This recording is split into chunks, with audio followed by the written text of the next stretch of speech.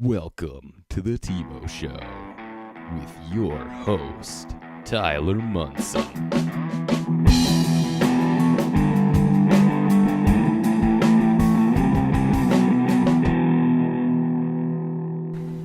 Today, we're going to talk about electric cars and their negative effects. First, we'll go look at a victim of an electric car accident, and after that, discuss the negative effects with mechanic Alan Lynch. But first, off to the news. What's happening down at the scene, Evan? We're here at the scene where a car just spontaneously combusted due to a piece of debris that hit the lithium-ion battery. No one was killed, but a $90,000 car was lost. I don't know about you, but I wouldn't want someone to light my $90,000 on fire. Although these electric cars are given a 5-star safety rating by J.D. Power and Associates, there are over 5,000 electric car accidents per year, many of which are caused by seemingly harmless pieces of debris. Back to you, Timo. Now, we're going to bring in a victim from an electric car accident. Everybody, let's give a warm welcome to Brandon Lane. Brandon, how are you doing? I'm good, how are you? You're doing pretty good, but you don't look so well. No, I just got in that car accident a few weeks ago. I was driving down the highway in my new electric car, and a piece of debris came underneath the bottom of it, and it hit the battery, and it just combusted into flames. Yeah, that's crazy, but you're one of the 5,000 people that experience that every year, so tell me a little bit more. Well, every morning, I have to wake up do some back exercises because the crash, and I have to put some ointment on my third-degree burns. It's just every day, and then I have to do some aerobic exercises. Wow, that is traumatic.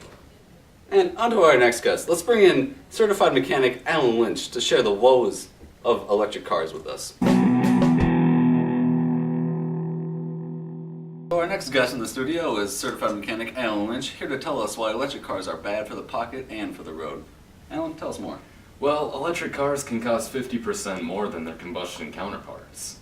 And that's just really bad for your pocket to start with. I mean, a Nissan Versa is basically the same car as a Nissan Leaf, but the Versa costs $15,000, and the Leaf, which, same car, electric motor, can cost up to $30,000.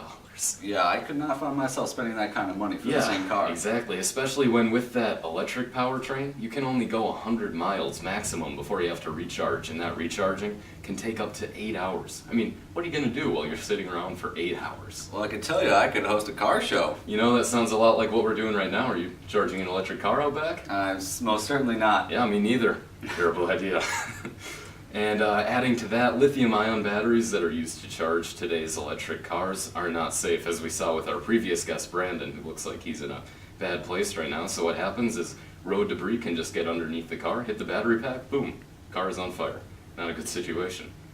Man, this sounds like some bad news. I thought these things were supposed to be the future. Well, they just are not viable right now. They're not practical right now. But many people herald them as the environmental savior.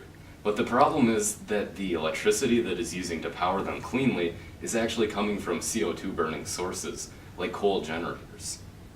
So that really kind of defeats the point of why people are backing the electric car. Yeah, it sure sounds like it. Well, this has been some shocking news on electric cars. And that's going to wrap up the Timo Show for today. So have a nice night, ladies and gentlemen.